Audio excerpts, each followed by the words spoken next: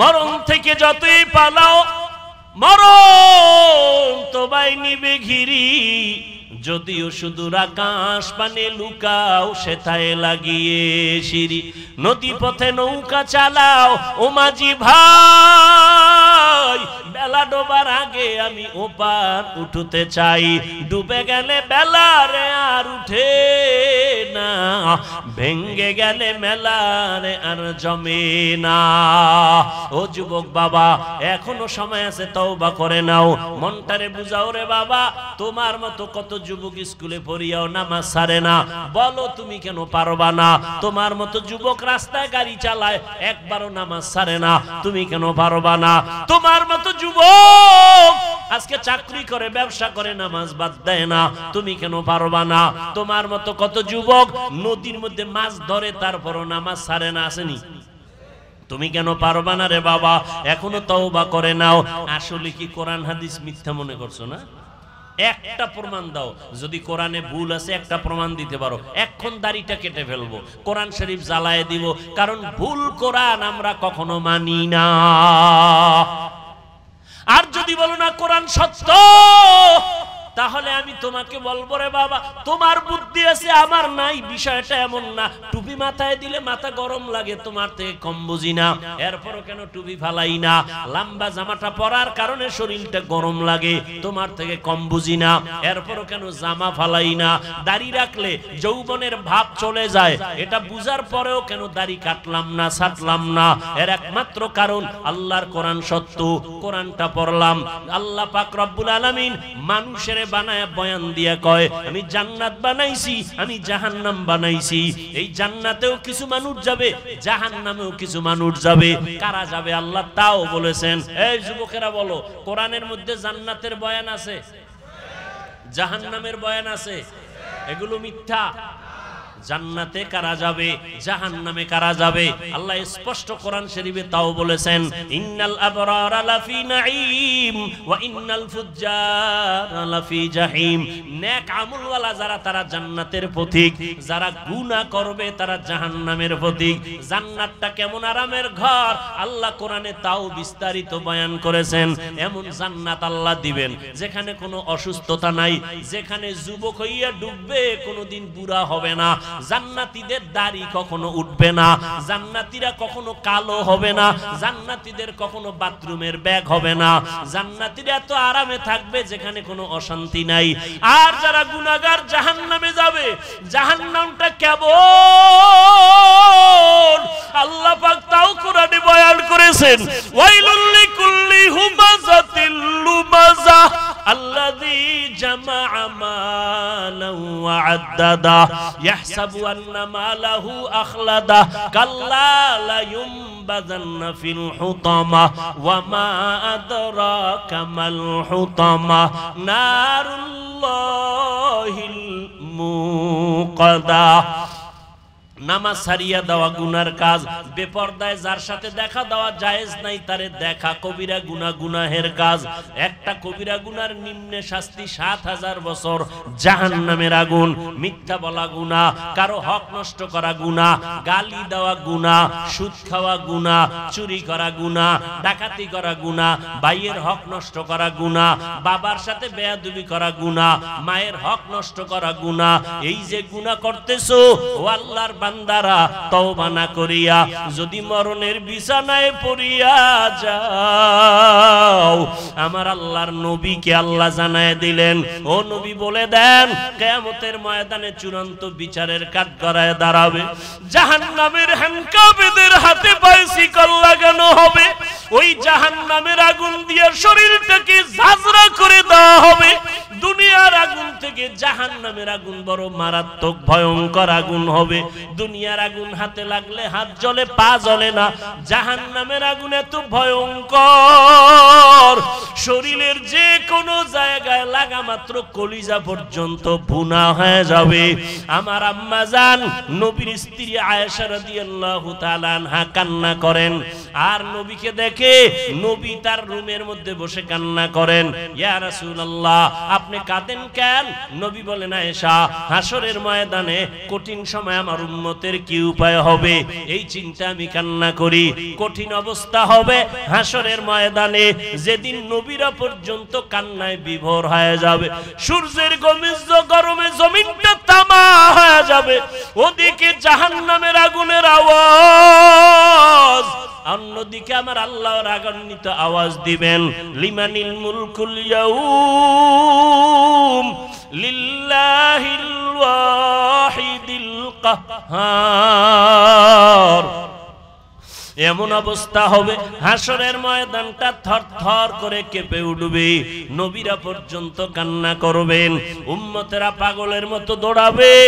ঈসা নবীর কাছে যাবে, মুসা নবীর কাছে যাবে সুপারিশের জন্য, আদম নবীর কাছে যাবে, নূহ নবীর কাছে যাবে, কেউ সুপারিশ করবে না। সর্বশেষ আমি মুহাম্মদের কাছে আসবে, দেখবে উম্মতেরা। আম্মাজান বলে, নবী, যেই কিয়ামতের ময়দানে মুসা নবী কাঁদবেন, যেই হাসরের ভয়ঙ্কর দিন ঈসা নবী কান্নায় বিভোর হয়ে যাবে, ওই সময় উম্মতেরা পাগল হইয়া আপনারে তালাশ করিয়া কোথায় পাবে? নবী বলেন, ও আয়েশা, আমি আমার মালিকের দরবারে মাকামে মাহমুদে সিজদায় পড়ে কাঁদব। ঈসা নবী কাঁদবেন নিজের জন্য, মুসা নবী কান্না করবেন নিজের জন্য, ঈসা নবী কাঁদবেন, ইব্রাহিম নবী কান্না করবেন নিজের হেফাজতের জন্য। আর আমি দয়ার নবী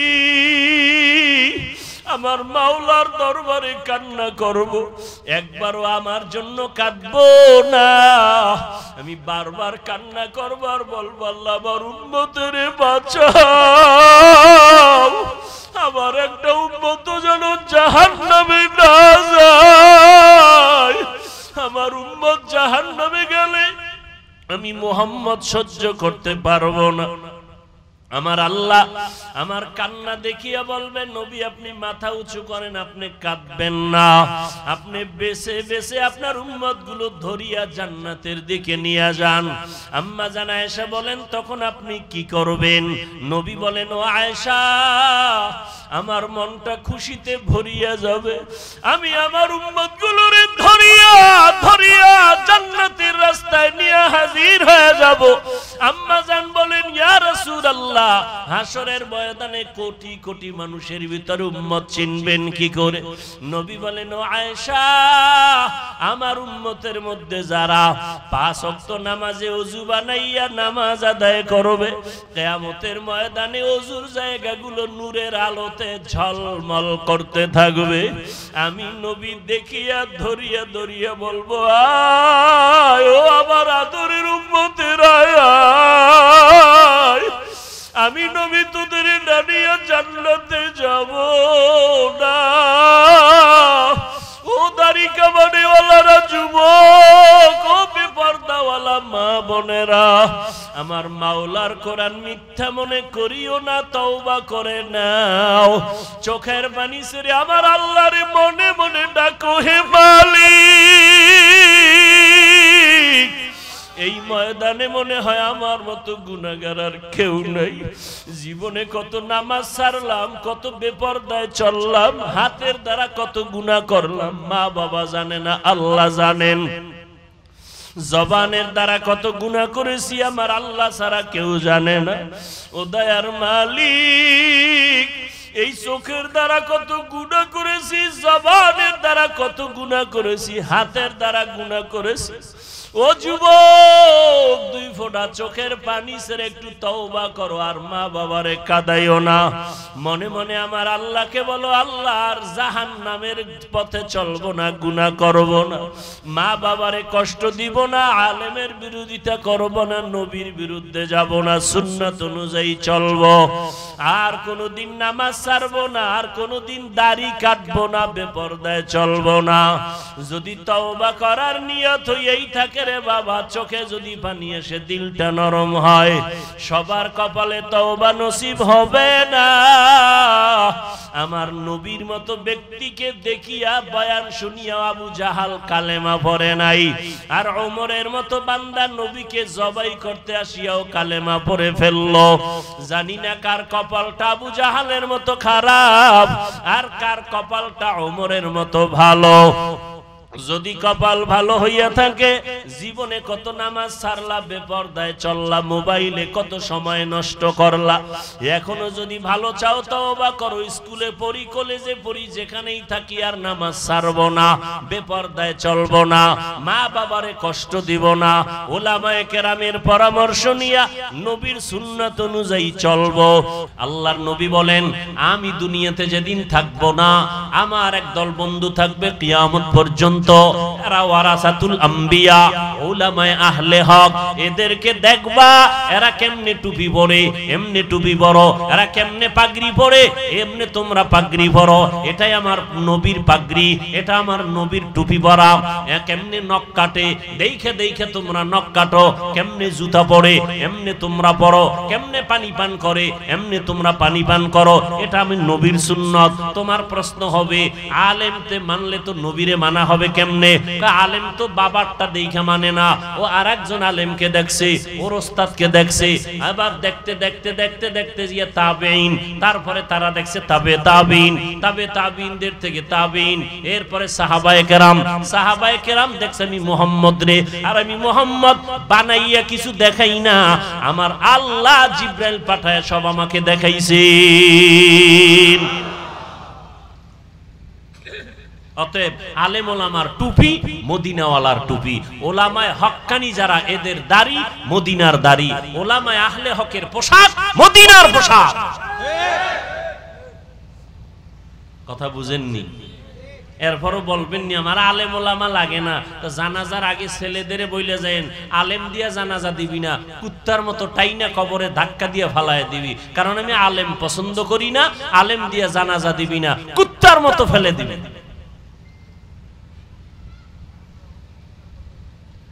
আল্লাহ আমাদের হেদায়াত দান করুন। নবী বলেন, দুই জিনিস রেখে গেলাম, ধরে রাখো, কোরআন আর সুন্নাত। ও যুবক, আমাকে একটু জবাব দাও, তোমার অন্তর কেন এত ছোট? তুমি একদিকে মানুষ, এদিক দিয়া কেন তোমার অন্তর বড় করো না? কারণ জিনের দাম নাই, নূরের সৃষ্টি ফেরেশতার দাম নাই, তুমি মাটির মানুষ, তুমি জাতির মধ্যে শ্রেষ্ঠ জাতি, গোটা দুনিয়ার মধ্যে তোমার সম্মান, বাঘ তোমাকে সম্মান করে, সূর্য তোমাকে সম্মান করে, কেন তুমি আল্লাহর মাখলুক আশরাফুল? তা তুমি অন্তর ছোট করো কেন? দ্বিতীয়, তোমার অন্তর বড় করো, তুমি আখিরি নবীর একজন উম্মত, তুমি মুসলমান, তুমি আখিরি নবীর উম্মত। নবীর থেকে দামি কেউ নাই, নবীর উম্মত থেকে দামি কোনো উম্মত নাই। অতএব তোমার অন্তরকে বড় করো, গোটা দুনিয়ার শাসন তুমি করবে। বেঈমান কেন? বেঈমানরা করবে তোমার চাকরানি, ওরা চাকর। মুসলিম তুমি হবা মালিক, জমিন পরিচালনা করবা তুমি, গোটা দুনিয়া পরিচালনা করবা তুমি, মুমিন মুসলমান, আর সমস্ত বিধর্মীরা হবে তোমার চাকর। আমাকে ফ্যান বানানোর টাইম আসেনি, কথা কয় না। ফ্যান বানাইতে গেলে আমার নামাজের টাইমের ডিস্টার্ব হবে, জিকিরের ডিস্টার্ব হবে, বয়ানের ডিস্টার্ব হবে, তেলাওয়াতের ডিস্টার্ব হবে। এডি বানাইবে বিধর্মীরা, ওরা বানাইয়া আমগো কাজ করিয়া যে হুজুর এবার আরামে আপনি ফ্যানের বাতাস খান, আমগো কাজের বেলায় কিছু হাদিয়া দেন, নাও তোমার কর্মচারীর বেতন দিয়ে দিলাম, ফ্যান বানাও, মাইক বানাও, বয়ান করবো আমি, মাইক বানাইবা তুমি, কেন? তোমরা আমাদের চাকর। আর আমরা এখন হয়ে গেছি বিধর্মীর চাকর।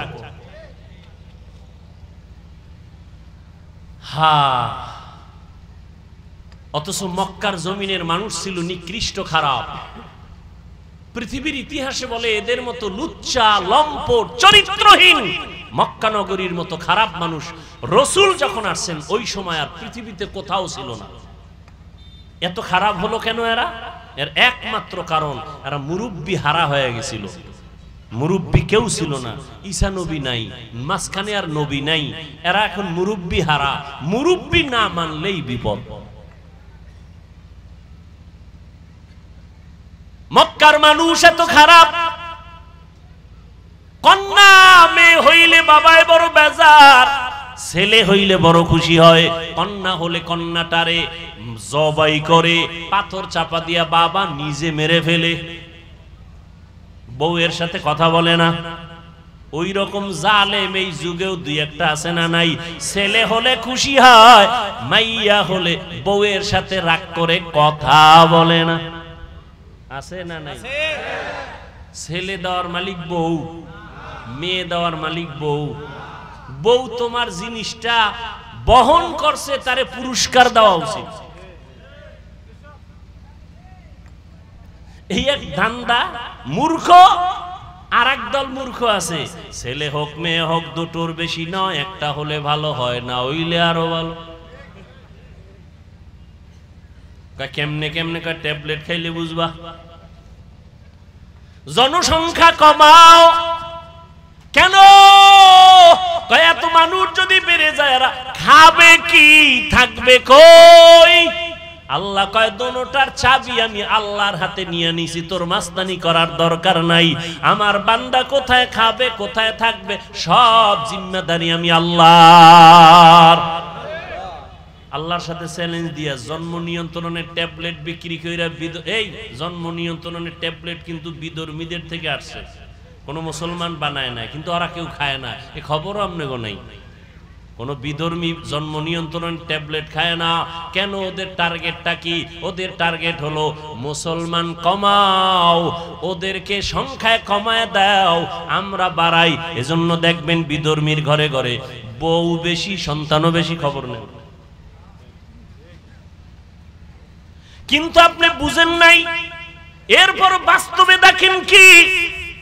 ট্যাবলেটের স্লোগান দিয়া ছেলে হোক মেয়ে হোক দুটোর বেশি নয়, একটা হলে ভালো হয় স্লোগান দিয়া সংখ্যা বর্তমানে কমছে না বাড়ছে? সত্য কথাটা বলেন। জনসংখ্যা বাংলাদেশে কম না বেশি? 20 বছরের তুলনায় এখন বাড়ছে না কমছে? এক সালাক সিফায় বয়ে কয় হুজুর বাড়াইছেন তো আপনারা। এই মাঠের মধ্যে এত যুবক, এসব আমরা বাড়াইছি? কথা কয় না, চিন্তা করছে। লিল্লাহি মা ফিস সামাওয়াতি ওয়াল আরদ ইয়াহাবু লিমান ইয়াশাউ ইনাসা ওয়া ইয়াহাবু লিমান ইয়াশাউ যুকুর আও ইউযাওবিজুহুম যুকরানা ওয়া ইনাসা ওয়া ইয়াজআলু মান ইয়াশাউ আকিমা ইন্নাহু আলিমুন কাদির। তেরে কুদরত দারি বার কামাল, আন্তা রব্বি আন্তা হাসবি জুল জালাল, তুহি কাদের জলিলুল্লাহ জাহাদার, বহর হালে তুহি মেরা নেগাহদার। ও যুবক বাবারা, ও শিক্ষিত আল্লাহর বান্দারা, আমি একটু আগেই বলেছি আপনাদের আমি হুজুর বানাইতে একবারও বলবো না, হুজুর হওয়ার জন্য আপনাদের বয়ান করতে আসি নাই। আমাদের মতো পাগড়িওয়ালা হবেন একবার আমি কিন্তু বলবো না, আমি একবারও বলবো না আপনারা যে রানের লাইনে থাকলেও হবে না সব জাহান্নামী, তাও বলি নাই, বলবো না। আপনারা যে যে লাইনে আছেন আমি আপনাদের একটু আস্থার জায়গায় নিয়ে যাব, একটু সময় দেন, আমার কথাগুলো ভালো করে শুনেন, ভালো করে বুঝার চেষ্টা করেন। ও নবীর আশিক, দুনিয়ার মাথাওয়ালা বুদ্ধিজীবীরা কয় জন্ম নিয়ন্ত্রণ করো, মানুষ বাড়লে থাকবে কই, খাবে কি? আল্লাহ কয় নজর করে দেখ, এত মানুষ আমি বাড়াইছি, আজকে সারা দুনিয়াতে বাংলাদেশের মানুষ ঘুরে ফিরে চাকরি করে, ব্যবসা করে, নজর করে দেখ এরকম বাংলাদেশ 100 বাংলাদেশ প্যাকেট করে ভারতে রাখার মতো জায়গা আছে না নাই? ভারত যাওয়া লাগবে না, আমেরিকা যাওয়া লাগবে না। আল্লাহ কয় পদ্মা নদীরে একটু চর ফালাইয়া বাসস্থানের ব্যবস্থা কর, যমুনা নদী একটু চর ফালাইয়া দাও, এক একটা চর যদি পড়ে যায় হাজারো বসতির ব্যবস্থা হয়ে যাবে। এবার ঝামেলা হবে খাবে কি? আল্লাহ কয় নজর করে দেখ, 50 বছর আগে 1% জমিনের মধ্যে যেই পরিমাণ ধান হইতো, মুরব্বীরা জবাব দেন এখন কম না বেশি? বাড়াইছে আওয়ামী লীগ সরকার। কে বানাইছে? ওয়াতারযুকু মান তাশাউ বিগাইরি হিসাব। রিজিক কে বাড়ায়? জোরে বলো। গরতাওয়াক্কুল মিকুনি হর সুবহ শাম মিরাসানাত রিজকে তু আজলা মাকাম। না খায় কেউ মরছে? ওই আল্লাহর বান্দারা আগে 10টা পেয়ারা খাইছে, আমার মনে আছে। 10টা খাইলো, টের পাই নাই কি খাইছি। আর এখন আল্লাহ এমন পেয়ারা দিছে একটা একা খাওয়া যায় না। ঠিক নেই? রিজিক কে দিছে? ইলিশ মাছ আগের তুলনায় কমতেছে না বাড়তেছে? হাজার কোটি ধরনের মাছ সমুদ্রের ভেতরে, কত খাবি খাইতে থাক। আল্লাহ রিজিকের মালিক আল্লাহ পাক। জঙ্গলের মধ্যে হাজার হাজার প্রাণীরা আছে, না খাইয়া মরে কেউ। কোহে কাব একটা পাহাড়, ওখানে একটা প্রাণী বসবাস করত, নাম হলো সিমর্গ। ওইটার খাদ্য দৈনিক 40টা মোটা তাজা হাতি কে খাওয়ায়। বড় বড় সমুদ্রে নীল তিমি আছে, নীল তিমি, এক একটা নীল তিমির প্রতিদিনের খাদ্য তালিকা হলো 1000 কেজি চিংড়ি মাছ। কে খাওয়ায়? কোন মাছ না খায় আছে? গর্তের পিপিলিকা না খায় মরছে? আমরা মানুষ দামি না পিপিরা দামি? পিপিলিকায় যদি রিজিক পায় টাইম মতো, আল্লাহ আমগো দিবে না? তা তোমরা এত পাগল কেন? কয় যে আকাম করে ফেলাইছি তো এই জন্য।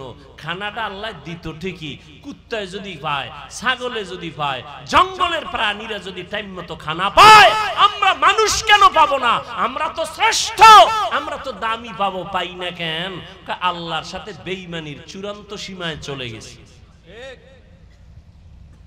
এই জন্য আমরা কষ্ট পাই খানায়। কুত্তা কষ্ট পায় না খানায়, জঙ্গলের প্রাণীরা কষ্ট পায় না। কোটি ধরনের মাছ সমুদ্রে না খাইয়া কেউ মরে না। মানুষ কেন না খাইয়া কষ্ট পায়? মানুষ আল্লাহর গোলামি বাদ দিয়া মানুষের 5 গোলাম হয়ে গেছে। আল্লাহ পিপিলিকাকে দিতে পারলে আমাকে পারেন না? আল্লাহ তো দিতেছেন, কম দিছেন নি? বাংলাদেশ কয় গরিব, কই গরিব? বাংলাদেশ গরিব কই? কোটি কোটি হাজার হাজার হাজার হাজার হাজার কোটি মিলিয়ন ট্রিলিয়ন বিলিয়ন টাকা টাকা টাকা বিদেশ পাচার হয়ে গেছে। বাজারে বড় মাছ আইলে একটাও থাকে না, সব বিড়ালে লয়ে যায়। কেনে কারা? মানুষ না? গরুর গোস্ত একটাও নাই, সব কেউ ভাগেও পাওয়া যায় না।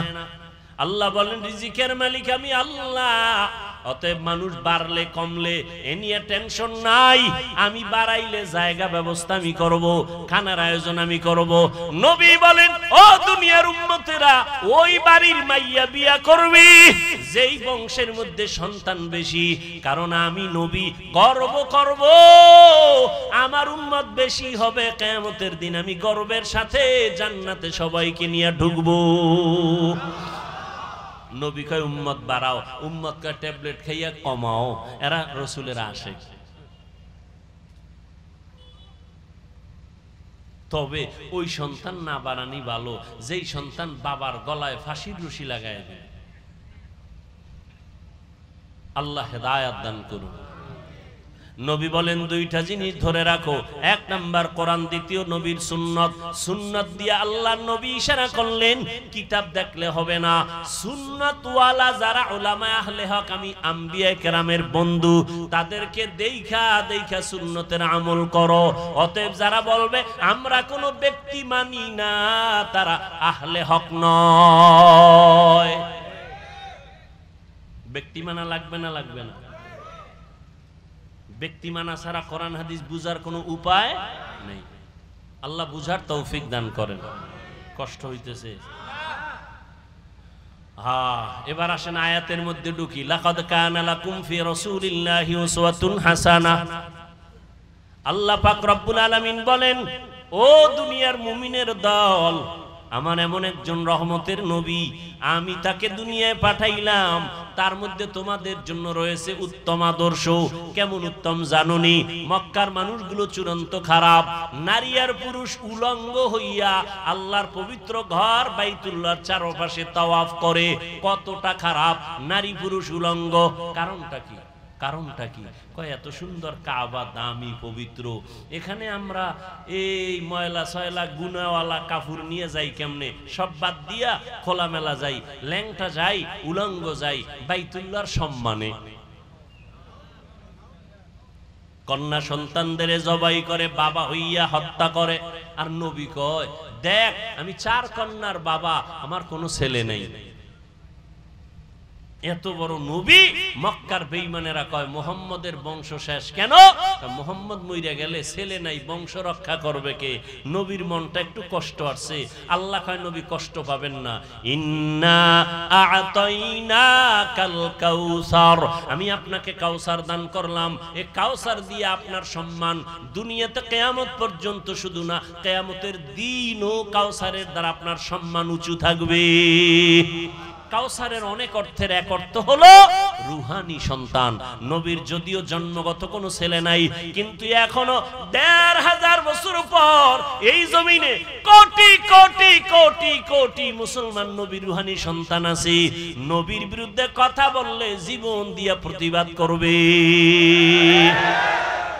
ইমামুল আউয়ালিনাল আখিরিন বাহরে সাদকা রাহমাতাল লিল আলামিন সাইয়্যিদুল কাউনাইন খাতমুল মুরসালিন আখির আমদ বুদে ফখরুল আউয়ালিন।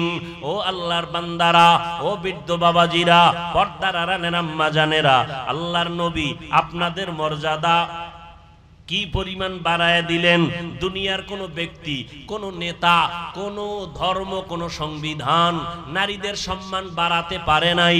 বাড়িয়েছে আল্লাহ কোরআনের সংবিধান দিয়া, আমার নবীর মাধ্যমে। বর্তমান দুনিয়াতে যারা নিজেদের থেকে নারীকে একটু সম্মান দিতে চায় কোরআন বাদ দিয়া, এদের দ্বারা নারীর সম্মান হয় না, বরং নারীরা পদে পদে হয় অপমান। সম্মান হয় না, অপমান। অপমান। নারী কেন কাজ করবে পুরুষের মতো? রৌদ্রের মধ্যে কষ্ট কেন করবে? ইসলাম কি বলে? নারী যদি ঘরের মধ্যে থাকে, বেতন ঠিকমতো সরকার দিয়া দাও। প্রতিবন্ধী থাকলে কোনো কাজ নাই, ও ঘরে থাকবে, সরকারি কোষাগার থেকে বেতন দিয়া দাও। নারী কোনো কষ্ট করতে পারবে না, ও তো জন্মগতভাবেই কষ্ট করে। জীবনভর বাবার অন্তরালে থাইকা জীবনভর কষ্ট করলো, স্বামীর ঘরে আইসা সন্তান নিয়ে কতটা কষ্ট করলো, এই কষ্ট সারা দুনিয়ার কষ্টের সমতুল্য হবে না।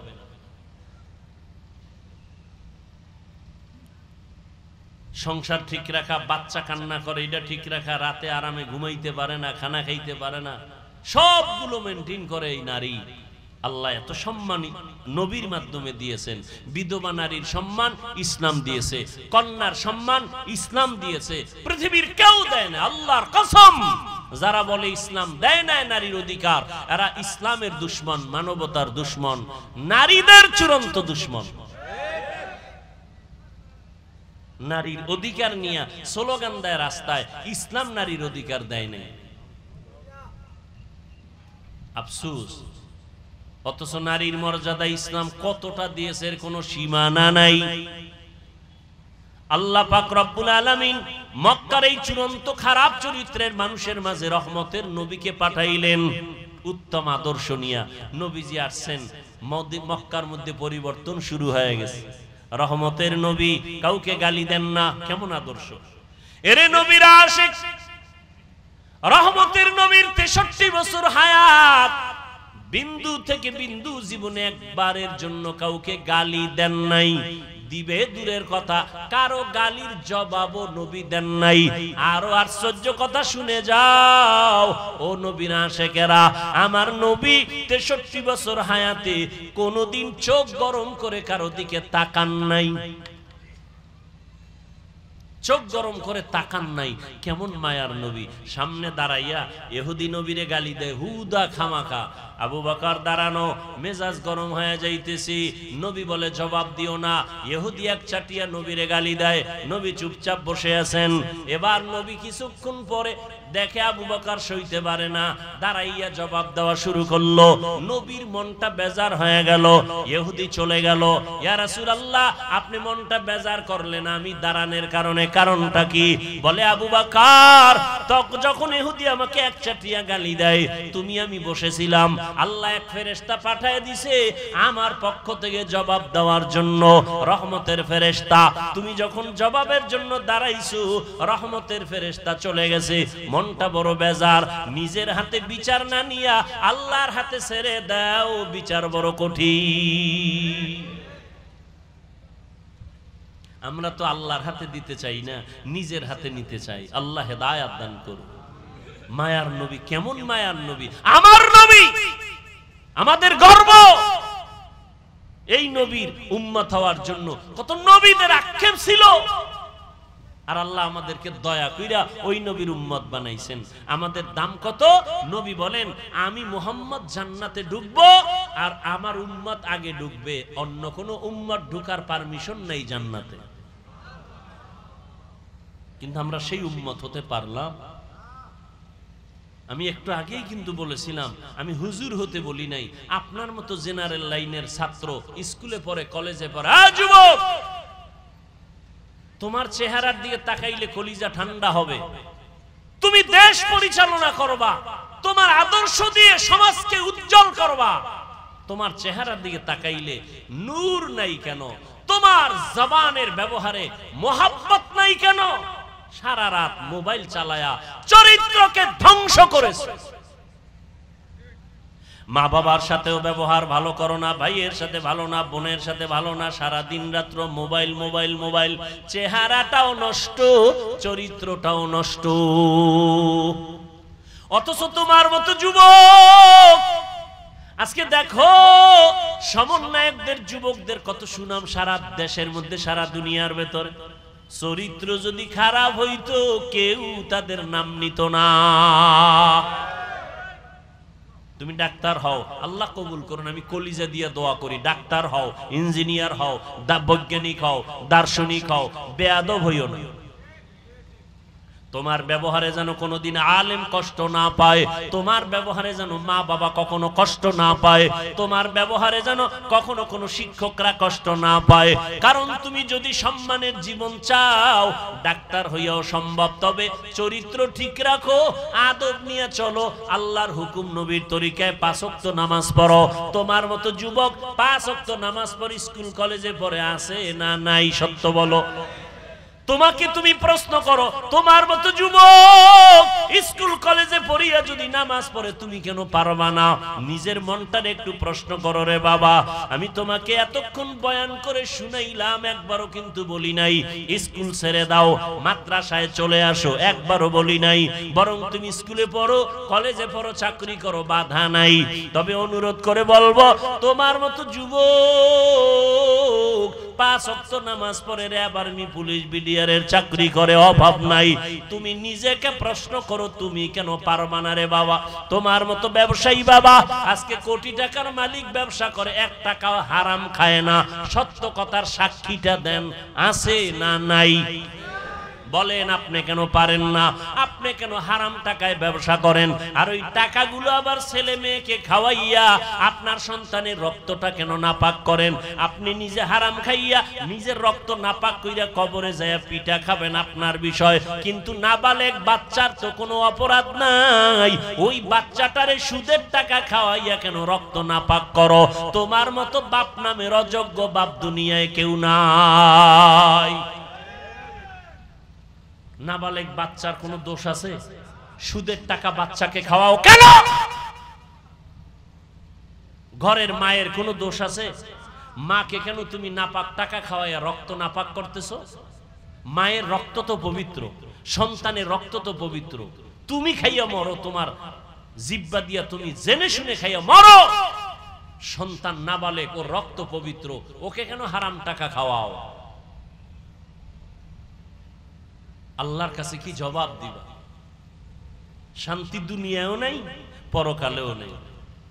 লাশটা পর্যন্ত কবরে রাখতে পারে না, কিস্তি আদায়ের জন্য লোকেরা এসে দাঁড়ায় কয় কিস্তি দাও, এরপরে লাশ কবরে নাও। কি মিথ্যা বলছি? হ্যাঁ? আর লজ্জা কবে হবে? প্রয়োজনে না খাইয়া মরো, তারপর হারাম খাইও না রে মুমিন। সন্তানটাকে হারাম খাওয়াইয়া রক্তটারে নাপাক করিও না রে বাবা। করোনার ভেতরে কত বড় বড় টাকাওয়ালারা মাটির সাথে মিশে গেছে, কিন্তু একজন টুপিওয়ালাও না খাইয়া কারো কাছে ভিক্ষার হাত বিছায় নাই। আপনি তো ট্রিপল মাস্ক লাগাইছেন করোনা। হ্যাঁ, বাবায় মারা গেছে করোনায়, খেয়াল করেন, বলবো না মোনাজাত দিব? বাবায় মারা গেছে করোনায়, ছেলে কয় টাকাওয়ালা ছেলে, শিক্ষিত এলাকার গরিব লোকের টাকা দিয়ে কয় লাশটারে টান দিয়ে রাস্তায় ফেলে রাখ। রাস্তায় ফেলে দিছে, জানালা লক করে দিছে। বাবার লাশটা কুত্তায় খাইলো নাকি জানাজা হলো, সন্তানার খবর নিল না। এই সোনার বাংলাদেশে ইতিহাস ভুলে যাইও না রে মুমিন। শত শত করোনার লাশ আমার দেশের পুলিশ ভাইরা আর আমার ওলামায়ে কেরাম টুপিওয়ালারা কাঁধের মধ্যে নিয়ে গোসল করাইয়া কাফন পরাইয়া এরপরে জানাজা পড়ায় কবরে রাখছে। একজন হুজুরেও করোনায় মরে না। আর তুমি 3টা মাস্ক লাগাইছো, ট্রিপল মাস্ক। মাস্কে কি মরণ থেকে বাঁচাইতে পারে? যমুনা গ্রুপের মালিকের ধরছে করোনায়, ঠাইসে ধরছে। এত মাস্ক, হাতের মধ্যে গ্লোভস লাগানো। হাজার হাজার কোটি টাকার মালিক কয় তাড়াতাড়ি আমাকে স্পেশাল ফ্লাইটে সিঙ্গাপুরে নাও। ও ডাক্তারেরা কত হাজার কোটি টাকা চাও, আমার প্রাণটা ভিক্ষা দাও, পারছে?